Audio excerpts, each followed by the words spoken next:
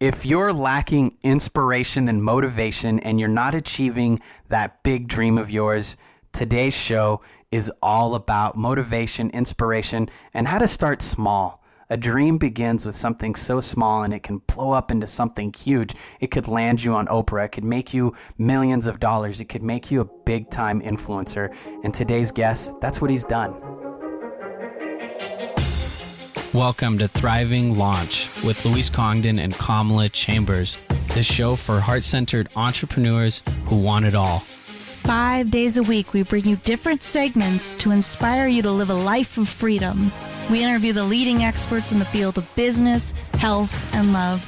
Be sure to check out Training Tuesdays, where we give you a clear action plan to grow your own business.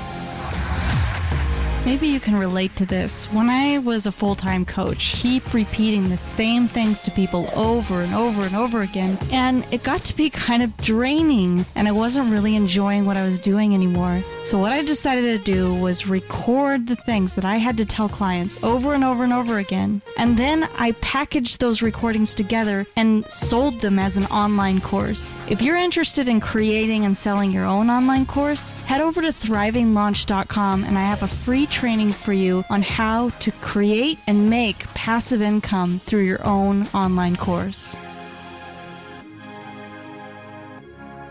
Tony Gaskins, he's a life coach, he's a mentor, he's a world-renowned speaker, he's been on Oprah, he has a huge online following, and the most important thing about Tony is that he came from very humble beginnings and he focused on his dream to be where he is today.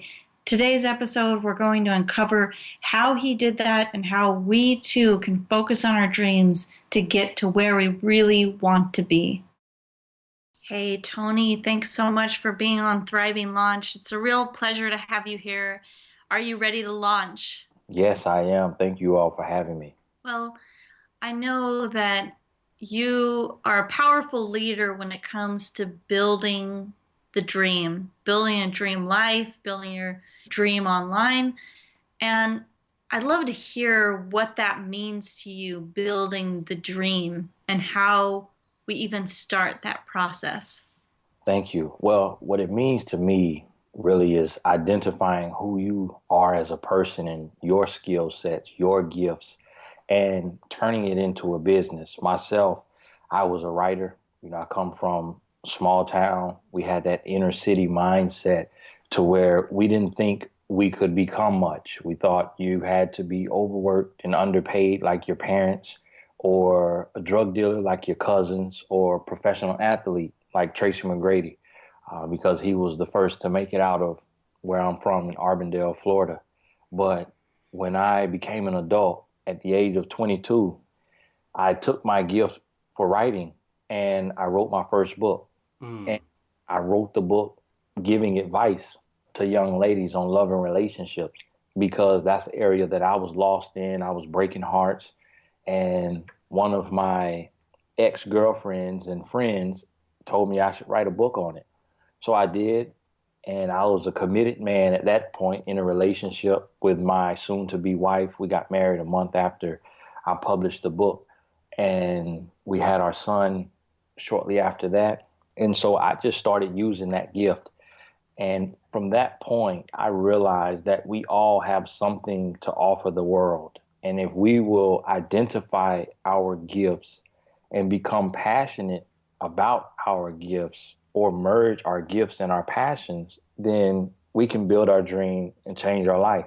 And that's how it started for me. That's really powerful. And when you were talking about where you grew up and how there was one person who's kind of the first person to make it out of the circumstances and out of the neighborhood and out of that area, and the limited options that you could have if you wanted to leave. I mean, it's either kind of be exceptional and leave, or be like everyone else and stay in it.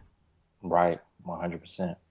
So how do you nurture when you're in this kind of situation where the world seems to be suggesting to you that you should be doing the 40 by 40, 40 hours a week for 40 years, or you should be selling drugs because you need some kind of, that's the only other option, or just being this incredibly exceptional, out of this world athlete?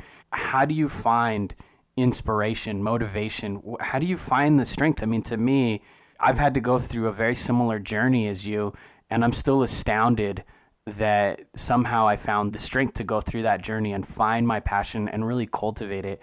And unlike you, I was adopted when I was 8 years old and came to the United States and grew up with some fairly healthy family, or I would say a really healthy family. So I had a different kind of support, once I became 8 years old, where you didn't. What do you tell people? How do you nurture this passion? Well, if it's in you, it will come out of you. That's what I believe. And if you have the desire to be more, to do more, to break the generational curse, to do something that your parents were afraid to do or weren't able to do, then you'll have that cosmic collision where your path will be crossed with the path of someone who can help you or teach you how to get where you're trying to go. So right now in this moment is a cosmic collision for someone listening to this who says, my parents did the 40 by 40 and I'm doing the 40 by 40 right now, but I want more. I want to do something different, but I don't really have a lot of skills. I don't really know how to use the computer well. I don't really have a mentor.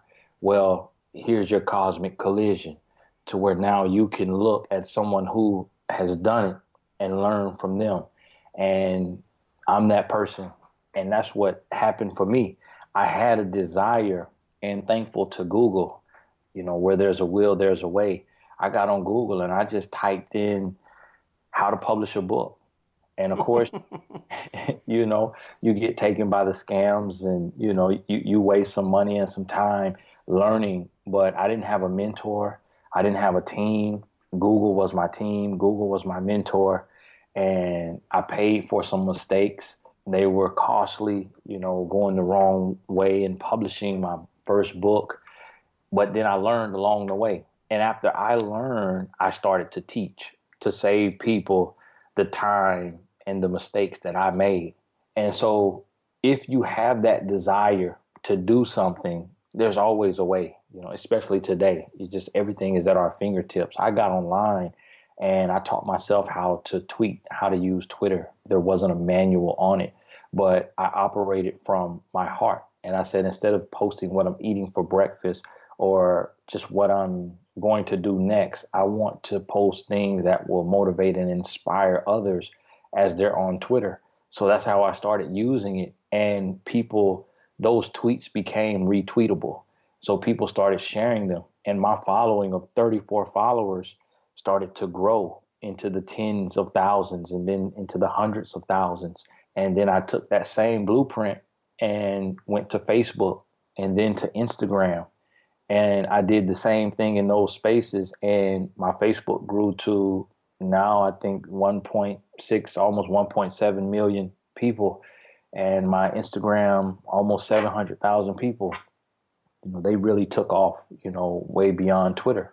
So I kind of was self-taught, but I was operating from my heart, from my passions, from my desires. And whatever I did, I made it make sense to me.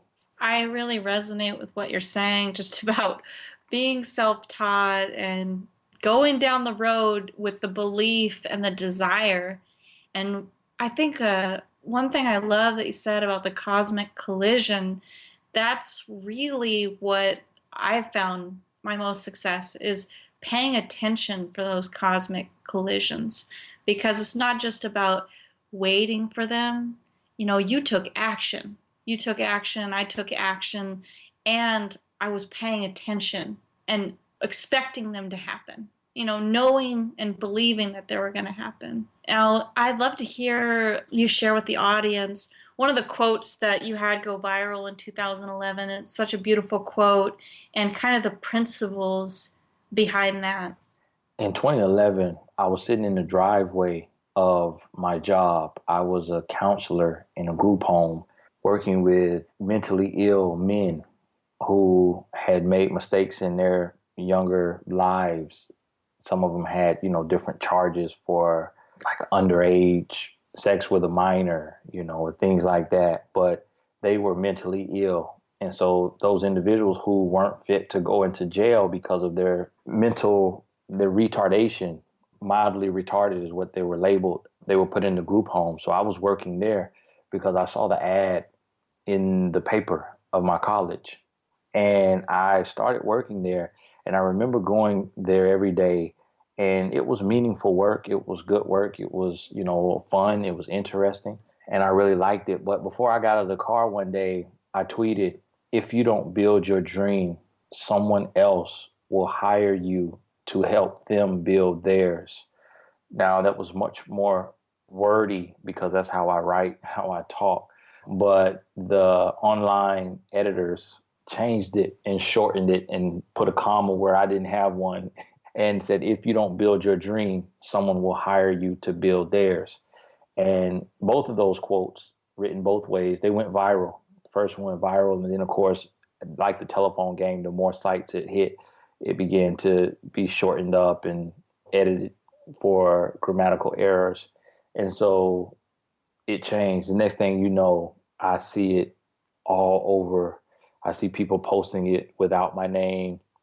And then I saw it posted with another guy's name who, he's an entrepreneur that I mentored on social media. And he was kind of emulating every tweet that I sent. He would repost it on his page. And so it went viral in his name. And then it went viral in an Indian gentleman's name who is much older, but he passed away. And his younger sons took over his company. And I guess that tweet, his life embodied that tweet. And so they used it with his name.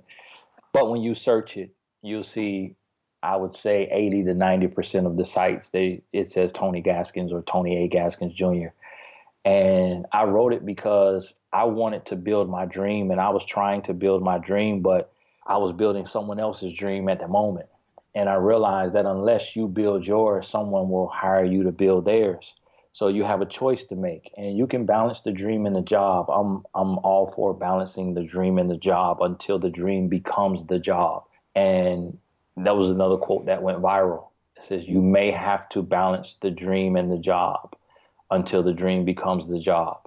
And that's what I was doing. And so that's where it really stems from, just being bold enough to know what your heart wants and what you want to give to the world and leave behind when you're gone, and taking action and making it happen one step at a time, the best way you know how. One of my favorite words is clandestined. Like, it just seems like it was meant to be. You had this passion, you were lit up about something, and you did whatever you could to start sharing this passion and this energy. And I know personally for myself, sometimes I'm feeling like a dream's not going to happen, a goal may not happen. Or yesterday I was talking to one of my clients. He's a copywriter. He works with people like Ryan Levesque and Harlan Kilstein. If you guys are into copywriting or authors, you'll know that these are some very big names. And this guy works for them. He's very successful in his own right. We were talking and he said, I want to be the next Jay Abraham, which again, in the world of marketing and copywriting, Jay Abraham is at the pinnacle of that world. He works with Tony Robbins and people at that stature. And we were talking and he goes, I could just tell repeatedly that he doubted that he could become this person, but that's his dream. And what I like about what you've done is you took some sort of small action to try to get there. And that's what we focused on. We focused on you're doing something that's really great and you're climbing the ladder to become Jay Abraham. And you have something really amazing that's you and that's unique to you. And you need to start sharing that vision in whatever way that you possibly can. To me, that sounds like what you were doing when you wrote that tweet. Yes, that's exactly what I was doing. 100%. And did it make an impact in your life? Again, I'm just having these thoughts about, okay, is it enough for me to just share a tweet with people or go into Facebook? I remember when I went into Facebook and I created this Facebook group and I was all jazzed and I told Kamala and she was like, yeah, do it. But we didn't really know what was going to come out of it. I just said, I want to create this Facebook group. It's going to be the most amazing Facebook group for podcasters and it's going to be a community and it's going to be free and it's going to be beautiful. And she said, yeah, go for it. Really supportive of it. But we didn't know what it was going to be really. I just knew I was excited about a community and having people get together and support each other and share and love on each other. But that's all I had. My bigger dream was to be wealthy, to be well known in the space, to have a hit show, to have people like yourself, Tony, come on the show. Was it just enough to share that tweet? I mean, if we have a vision and a dream and we don't know how to get there and all we have is a tweet or sitting down and writing, is that enough? Right. Well, it's a start, and it's enough to get you started. And one thing that I say is you may not be able to see the entire vision, because when we dream, if you dream big, parts of the dream will be blurry. But if you can see the first step and you take that first step, with every step, the vision becomes more clear. So for me, everything is easier said than done, but I believe that it must be said in order to be done. So by me saying it, it put it into the universe and it made it real. It made it tangible. And that spoken word forced me to take action. And so by me saying it, I was able to do it. And so one step comes after the other. And what I always say is just keep putting your right foot after your left. And so you continue to step just one step at a time. And I saw this famous quote online once that said, a journey of 1,000 miles begins with one step. And I can't remember the author of it, but I've seen it over and over, and even now have heard it on commercials. And that's what that tweet was for me. It was that one step on the journey of 1,000 miles. And so it's something, and I encourage everyone to do something. Just take action. And then the next step, it appears to you. You say, okay, I did that. Now what do I do next? It'll appear to you. So then you start to learn, you start to search. And like Kamala said, it's you are in expectation of your opportunity, your blessing, your moment. You're in expectation of it. And that's what I consider walking by faith, just having the evidence of things unseen and just knowing it and moving towards it. So, yeah, I believe that it's enough to get started. I would say it like that. It's not enough, but it's enough to get going. What you're talking about is kind of what I might call living an intuitive life. And just a amendment to Luis's story, to be really transparent, Luis came to me with this idea about growing this Facebook community, which had nothing to do with our current business. And I said, why the heck would you want to do that? It sounds like a waste of time. It has nothing to do with our current business. And he just had an intuition to do it. And, I got behind it because what I found is that when Luis is inspired intuitively, then miracles happen, magic happens. And I find the same thing within myself, that when I follow that intuition, real magic happens. And that Facebook community led to a whole new avenue for our business, which has been very profitable and helped hundreds of people all around the globe. So that's something that I find to be a really important piece of what you're saying, is being able to live in a way where we're paying attention and we're listening and we are kind of moving forward without fear. The fear might be there, but we're moving forward anyway. What role do you feel like that plays in what you're talking about? I believe it's key. It's the centerpiece. It's the core of it all. Living intuitively, walking by faith, kind of taking the step, even though you can't see. I believe it was Martin Luther King who mentioned something about taking this first step, even though you can't see the entire staircase. And that's everything. And I believe so many people, we are held back because of what we can't see. But if you only do or go what you can see, then you won't go very far. So you have to be able to make moves towards, the unseen, to that part of your vision. And that's really what I mean by building your dream. Because when you dream, you don't see it all, you don't remember it all, you don't know it all. But as you start to build it, it becomes more clear, block by block. And it's still a journey, it's a continuous journey. For me, I just had an idea last week to do a retreat for people who want to birth their book. And at that retreat, I want to be able to show them how to make an outline, how to choose, their genre that they're going to write in, and how to create a writing schedule. And then we're going to write and then give them feedback and tell them how to publish, how to do their cover, but then also how to pitch themselves to get media coverage. The same way I got myself on the Oprah Winfrey Show and the Tyra Banks Show and all the local outlets, and, how to build a personal brand, how to do an interview, how to become a speaker. And so I had that vision, and I couldn't see it all. I don't know the schedule of it, how it's going to work out, where it's going to be. But then I started to take one step at a time, got on Google, looking around at places, having my assistant look at places. Then I was like, oh, I remember this place in Gatlinburg, Tennessee. So I told her that. She Googled and she found this 10-bedroom mansion. And within 48 hours, we had put the deposit down and booked the space. And That's so awesome. Congratulations. yeah. And chose the date. And that's what I mean by, kind of having that vision and just stepping out, and taking that step. You said something really powerful, and I really like it. There's a passage that I really love, and I try to extract passages from anywhere possible where there's wisdom, whether it be, from the Quran, the Bible. It does not matter to me. Where I see wisdom, I will absorb it and try to really appreciate it. And you said something about using the spoken word. And in the Bible, there's a passage talking about, everything in the beginning was the word, and everything came into being because of the word. And I had a friend who told me that the word in Greek, that word, the word, literally translates to be spoken out loud, to be said into creation. And I think there's a lot to be said for that. I want to ask you, one of the last questions I have for you, did it impact your life when that tweet went viral? Will something like that, if I begin to share just something in such a small way, can it really make a difference? What difference did it make for you?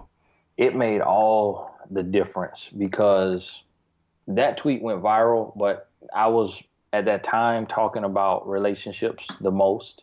And I tweeted that from my heart, and it was shared in over 400 countries, and individuals from around the world, started to reach out to me, started to follow me online and say, hey, are you that Tony Gaskins who wrote this quote? And I'm like, yes, I'm that Tony Gaskins. And I remember my partner, he went to Brazil to a conference, and the keynote speaker had built a website that had over 2 million users at the time. And he said, my favorite quote is, if you don't build your dream, someone will hire you to build theirs. And after his speech, my partner went up to him and he said, hey, it's my partner who wrote that quote. When it started to spread, and he's like, oh my goodness, are you talking about Tony Gaskins? And he's like, yes, that's my partner. And he's like, wow, because, we live in Florida. And so here he is in Brazil, and he meets this guy, and the guy had he had it tattooed on his rib cage. That's amazing. In code language. And my partner sent me the picture, and it just kind of started to show me how your small voice, as you may see it, can become so large. And so I started doing that, and every tweet I sent out was an original quote. I didn't. And so I have over 20,000 original quotes online. And when I say original, it's not that it's never been said before or anything has never been said. But what I mean is, I didn't read it anywhere. I didn't hear it anywhere. I analyzed my spirit and the feeling that I was feeling, and then I put it into my words. That's how I know my tweets when I see them, my quotes when I see them, because I write a certain way, I speak a certain way. And so I know what's mine, even if it doesn't have my name on it, because when I read it, there's a tingle in my spirit, because that's where I wrote it from. And I've seen my quotes on all of the quote pages, sometimes as much as 30% of their quotes are my quotes. And because of that, I've struck partnerships with quote pages that have nearly 10 million followers, because in going through their quotes, I would read 6 of them and 3 of them would be mine. And I was like, wow, this is insane. And I would reach out to the page and they would say, hey, we're so sorry. We just grabbed them offline. We just grabbed the most viral quotes offline. And the reason why that happened is because my Facebook page alone started to reach 40 million people a week. So here it was, this little guy, from Arbondale, Florida, population of 5,000, and I was reaching 40 million people a week. And it went from just, being online sharing quotes to I literally can't go anywhere without someone stopping me and saying hello, asking for a picture. I started to feel like a real celebrity, and I didn't even have a TV show, but it brought opportunities. I became a speaker for the NBA, for the NFL. I became a life coach for over 300 high-profile individuals that I've coached to date, and started traveling the world. I spoke on 3 continents, over 10 different countries, built the 7-figure, almost 8-figure brand just with my products, my books, my courses. It changed my life. I was making $20,000 a year as a counselor, working in a field that I liked, but I wasn't passionate about. It was just a job I stumbled upon, to having a purpose-based business to where everything I do is purpose-based. Every product that I promote, it serves a purpose. And to be able to create my own schedule, pick up and leave. Last Thursday, I had a thought that I wanted to take my wife out of town before school starts this week. And I was able to get online and book 2 first-class flights to Beverly Hills. And we stayed at the Montage. And in Beverly Hills, it was beautiful. Stayed 3 nights and came back. Got back yesterday morning. And it was just on a whim. So to be able to have that type of life when I was coming from that 40 by 40, as you called it, which that's my first time hearing it put like that, but that's pretty awesome. So that's what it did for me, just by me stepping out and sharing my voice, and my gift with the world in my way. That's incredibly beautiful, Tony. And for all of us at Thriving Launch, your assignment that I want to give you is to start sharing your passion with the world, whether it's you going to your partner, you going to one of your best friends, or you just starting to tweet some of the things that excite you and making tweetables, or just sharing, hey, this is what I'm up to. Is anybody interested? That's how it started for me. Tony and I both started very simple, started very humbly, but we started with a vision. We started with a dream. Kamala also, and I know the rest of you at Thriving Launch have a lot of dreams, have a lot of visions, and no matter where you're at, one of the things that I got from you today, Tony, is we're always exercising this muscle to dream, and this muscle to have a vision and to speak it out loud. It's not you do it one time and you become a millionaire and then you don't have to ever do it again. It's a constant thing that we're doing. This is what I love about talking to super successful people, because they understand this, that if we want to have more success, we need to consistently be dreaming up new possibilities and then getting in the realm that this is possible, and then just starting with whatever we've got. For me, it was just telling Kamala, hey, I want to start a Facebook group and I want to start this podcast. And I was scared, but by going to her, I had the support. By going online and just finding a few people to share the dream with, I spoke this thing into reality just like you have. It's been really awesome to have you here, Tony. Thank you so much. Really appreciate it. Kamala, do you want to close us out? As always, you've been listening to the Thriving Launch podcast. We've been here with Tony Gaskin. It's been such a pleasure to have you on the show, and we're going to make sure that everybody has a chance to connect with you personally, and we have all the resources and links to Tony at thrivinglaunch.com. Thank you all so much for having me. It's been awesome. You've been listening to the Thriving Launch podcast. For books and resources related to today's episode, make sure to head over to thrivinglaunch.com. We'll see you there. In our next episode, we're going to talk about how to cure diabetes with Dr. Gabriel Cousins, one of the only few living doctors who's found a method that's repeatable and works to cure diabetes.